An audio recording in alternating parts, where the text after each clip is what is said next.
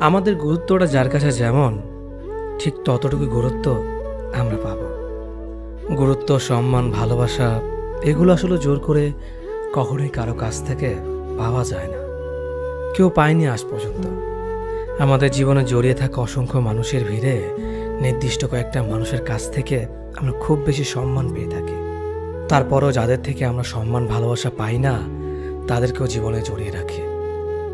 রাখতে বাধ্য আমরা, সাথে রাখতে হয় বলেই তাদের সাথে রাখা। সমাজে নিয়ে বসবাস করতে হয় বলেই সেসব মানুষদেরকে নিয়ে আমাদের বেঁচে থাকা। একসাথে একই ছাদের নিচে পুরো জীবনটা কাটিয়ে দিয়েও একে অপরের মন বুঝতে পারে না। মনের না বলা কথাগুলো কখনো চোখের ভাষাতে পড়ে নিতে চায় না। মতামতের ভিন্নতা, চাহিদাগুলো সম্পূর্ণরূপে ভিন্ন আঙ্গিকে চলে আসে দিনের পর দিন। চলাফেরা, খাওয়া সবকিছু একসাথে হলেই যে মানুষ দুটো একে অপরের পরিপূরক হবে তা ভাবা একেবারেই ভুল। বাঁচতে হয় বলেই অনেকের বেঁচে থাকা, মানতে হয় বলেই অনেকে মেনে নেওয়া সম্ভব না হওয়াটাকেও মেনে নিতে বাধ্য হয়। রুচি না থাকা সত্ত্বেও অনেক সময় অনেক ক্ষেত্রে অরুচিটাকেও রুচির আয়ত্তে আনতে হয়। বুকের মাঝে হাহাকার রেখে মুখে হাসি দিয়ে অনেক সময় অপছন্দের মানুষটাকেও পছন্দের বলে স্বীকার করে নিতে হয়। ভালোবাসা সবসময় সবার প্রতি আসে না। যার প্রতি মনে লুকায়িত সবটুকু ভালোবাসা আসে, সে আসলে ভাগ্যেই থাকে না। জীবনের সবটুকুতে প্রকাশিতভাবে মিশে থাকে না। সে থাকে দীর্ঘশ্বাসে, মনের বিরাট অংশ জুড়ে। চাইলেই তাকে চোখের সামনে পাওয়া যায় না, যখন তখন ছুঁয়ে দেখা যায় না। জীবনের এই নির্মম সত্যটাকে মেনে নিয়ে অনেকে নিজের সাথে, নিজের ভাগ্যের সাথে প্রচণ্ড বিরোধিতা করে কাটিয়ে দেয় জীবন নামক এই ক্ষণিকের পথ চলাকে।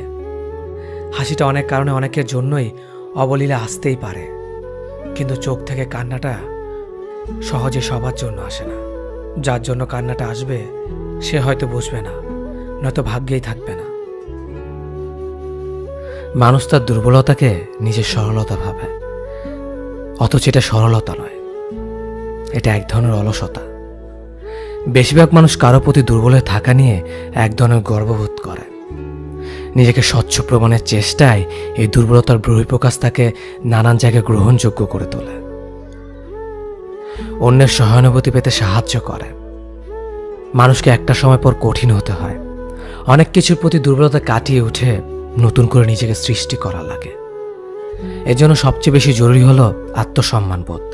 যার আত্মসম্মানবোধ কম, সে তো অত বেশি নির্ভরশীল হয়ে থাকতে চায়। এর জন্য সমাজ ব্যবস্থাও কিছুটা দায়ী।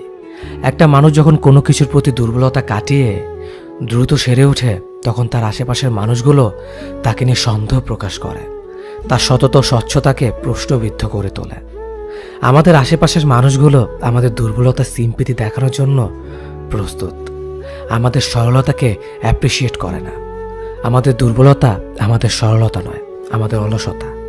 কোনো এক অদৃশ্যমান কারণে আমরা নিজেদের ভেতর এটাকে বাঁচিয়ে রাখতে ভালোবাসি। যদি কারোর সাথে দেখা হওয়ার পর শুধুই মন খুলে হাসতে ইচ্ছে হয়, কথা বলার ছলে আঙুল ছুঁয়ে দিতে ইচ্ছে হয়, কিংবা ছেলে মানুষই পেয়ে বসে, অনায়াসে তুমি যা করো না কখনোই, জেনে রেখো তুমি তাকে ভালোবাসো, জানা অজানার বাইরে অনেকখানি হৃদয়ের গহীনে। হয়তো তোমাকে নিজেকে বোকা মনে হবে পরে যখনই ভাববে কি ছেলে মানুষই না ছিল, এমনটি না করলেও হতো। কিন্তু আবার যখন দেখা হবে, তখন সেই পাগলামে ছেলে মানুষই কোথা থেকে যেন হঠাৎই নিজের মাঝে এসে তোমাকে অন্য এক মানুষ করে তুলবে। তুমি তাকে চেনো না, তোমার প্রতিদিনের সেই তুমি যেন নিমিষেই বদলে গিয়ে অন্য রূপে আবির্ভাব হয়েছে, যেখানে কোনো কষ্ট নেই, ক্লান্তি নেই, কোনো গ্লানি নেই।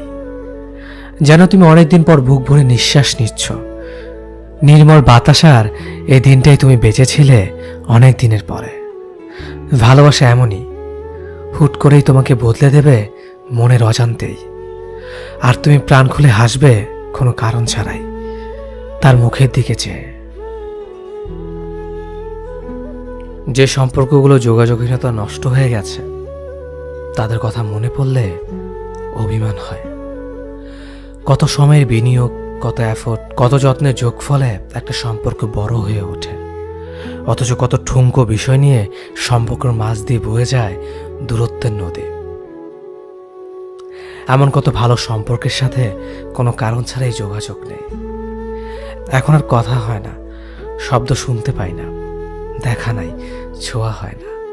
কারণে মানুষের সাথে দূরত্ব সৃষ্টি হয়, তার চেয়েও বেশি মানুষের সাথে দূরত্ব সৃষ্টি হয় অকারণে। আমার এক বন্ধুর কথা মনে পড়ে, যার সাথে আমার অজস্র স্মৃতি জমে আছে। অজস্র সময় খরচ করে জমিয়েছি স্মৃতির আস্তরণ, অথচ এখন আর কারো কাছে কারো খবর নেই। ভালো কিংবা খারাপ সংবাদ আর কারো কানে পৌঁছায় না। কথায় আছে, কে জানে কেমন আছে। এই যে জীবনের সাথে ঘনিষ্ঠতা